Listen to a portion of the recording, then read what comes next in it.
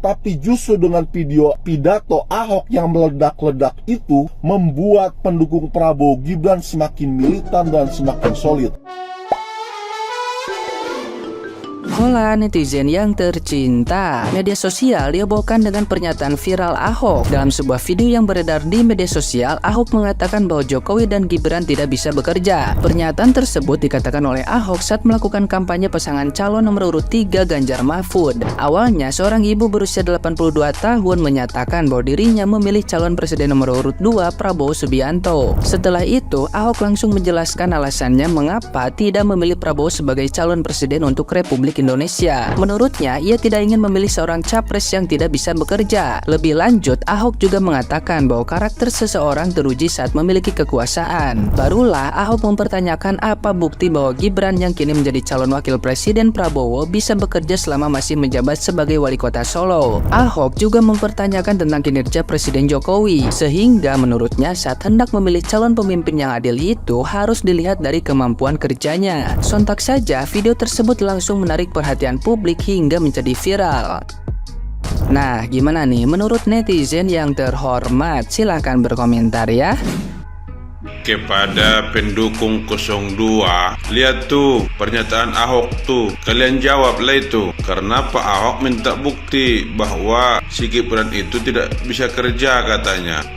Dia minta buktinya. Kalau Gibran bisa kerja, buktinya mana? Itu kata si Ahok. Tapi ini ditanyakan untuk pendukung 02. Hei, pendukung 02, jangan diam aja kalian. Tunjukin dong hasil kerja Gibran ke Ahok.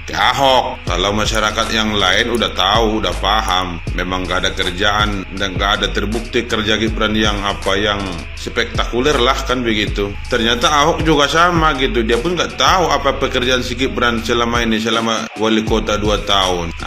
Tapi kalau pendukung 02 kan mungkin udah tahu apa saja yang dikerjakan Gibran. Kalian tunjukin lah, biar kami juga nengok, kan begitu, biar kami juga tahu, kan begitu.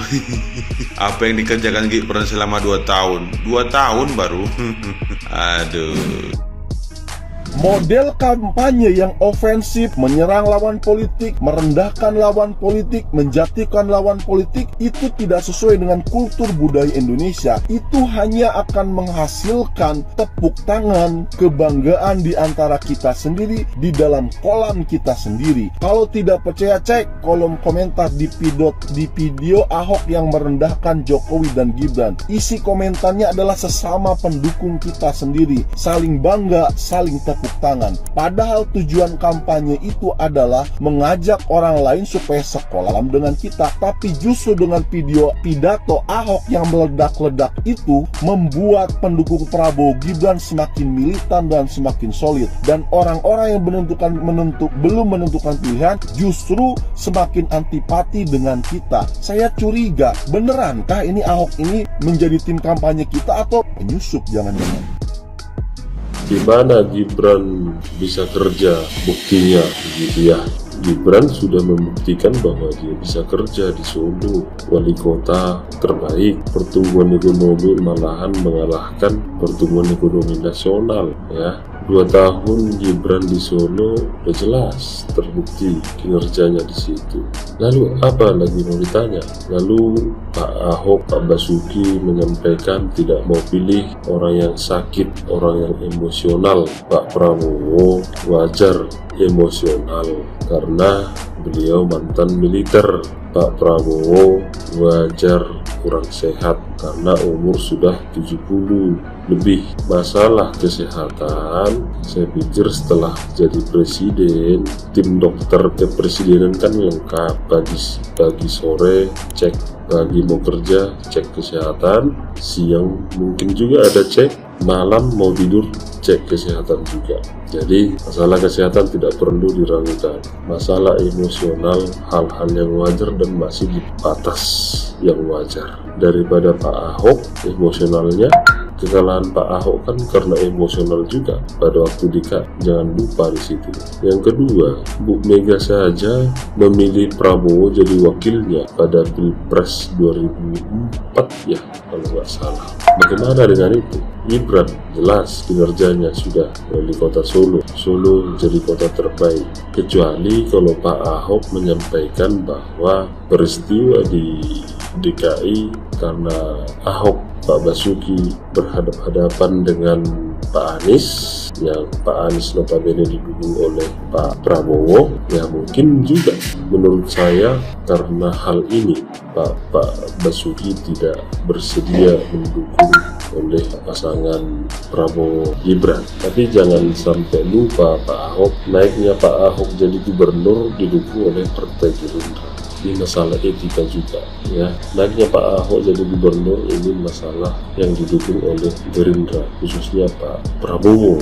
Banyak statement-statement di media yang menyebut proses seleksi wakil gubernur yang dahulunya itu yang mempertahankan adalah Pak Prabowo, nama Pak Ahok. Justru ceritanya di media PD Perjuangan tidak ingin memilih Pak Ahok gitu. Jadi tidak usah terlalu banyak mengeluarkan statement di media Pak Ahok. Jejak digital itu banyak sekali. Jujur saja saya simpatisannya Pak Ahok, pendukung beratnya Pak Ahok ya. Tapi setelah mundurnya Pak Ahok untuk deklarasi mendukung Pak Ganjar, saya ada kecurigaan dukungan itu tidak murni. Saya ada kecurigaan bahwa Pak Ahok petugas partai. Saya berasumsi, saya menduga Pak Ahok diperintahkan oleh partai untuk mundur karena memang Ahok dianggap sebagai mesin dan dongkrak senjata rahasia untuk menaikkan suaranya Ganjar Mahfud. Maka Pak Ahok diturunkan. Tapi jangan salah, pendukung Pak Ahok, Pak Basuki sekarang saya pikir pintar akan pindah ke suara 02. Kita realistis saja, Pak Ahok bukan masalah masa lalu, bukan. Kita melihat ke depan berapa banyak yang harus dipertahankan investasi yang sudah ditanamkan oleh Pak Jokowi, berapa ribu triliun yang sudah habis. Ini perlu dilanjutkan, bukan untuk di stop atau ditinjau kembali. Dilanjutkan bila perlu dipercepat. Maka perlu figur yang bisa mendukung kinerja Pak Jokowi dan pemberani. Hilirisasi itu sesuatu harga mati. Bahan mentah harus diolah di dalam negeri. Itu esensinya, itu urgensinya Pak. Ya, saya ini pendukungnya Ahok, tetapi apa yang Ahok pilih, jalannya Ahok ya jalannya Ahok, bukan jalan saya, karena saya juga tidak kenal ya. Kalau nanti ke depan Ahok jadi menteri juga tidak ada faedahnya kan bagi saya. Jadi biar saya juga memilih pilihan saya kan gitu. Intinya ini cukup menarik menjelang pemilu. Coblosan ini cukup menarik, tapi saya tidak ingin membahas mengenai coblosan, tetapi arah ke depan ya. Ini sekali lagi ini olah yuda, data science ya. Ini kita harus melihat secara global ya. Ini Amerika ini sedang pemilihan lah ya, bukan belum pemilu, sedang di partai, sedang di negara-negara bagian. Ini sudah banyak yang meramalkan juga, sudah banyak yang ngomong Donald akan terpilih lagi, dan ini saya rasa terpilih lagi. Kenapa? Karena saya merasa juga program-programnya si Donald Trump itu bagus loh ya. Kemarin itu ini yang terpilih orang seperti ini, perbatasan untuk Meksiko aja dibuka, ini gimana sih? Kalau Amerika ini sudah banyak masalah, ngapain ngurusi orang lain itu loh, aneh gitu loh. Jadi saya percaya Donald Trump ini akan terpilih, terutama yang dari negara bagian Texas. Lah sekarang saya Anda semua netizen berpikir jauh. Kalau Donald Trump terpilih ya, Indonesia ini kan pengennya jadi negara penengah, tidak barat, tidak timur ya. Kalau Donald Trump terpilih, orang kepercayaan Donald Trump di Indonesia itu siapa ya? Coba dipikir. Kalau menurut saya ini adalah salah satu yang dukung PDIP, yaitu Haritanu ya. Jadi kalau nanti presiden yang terpilih itu ingin negara Indonesia itu tetap bebas aktif ya, nggak ke kanan, nggak ke kiri, nanti tentunya Haritanu ini akan tetap digandeng oleh presiden terpilih, dan saya yakin ini Gibran lah ya. Gibran ini calon potensial presiden 2029 dan 2034, dan seperti visi saya sebelumnya, wapresnya ini harus dari militer untuk Gibran ke depan ya. Jadi ini olah data science, olah Yuda ya. Nanti kalau Trump terpilih, paling enggak Trump itu kalau di Amerika kan ya juga tinggal 1 periode lagi ya, jadi 5 tahun mendatang ya. Apa bisa 3 kali ya di Amerika, saya enggak tahu. Kalau misalnya terpilih untuk 5 tahun mendatang, kan berarti yang dipercaya oleh Trump ini adalah Haritanu kan juga masuk kelompoknya presiden terpilih ya. Nah, demikian pula untuk Blok Timur, itu tentu saja itu juga dari rekan-rekan dari PDIP ya. Karena apa, menurut saya dari sejarah itu kan Bung Karno itu kan digulingkan oleh CIA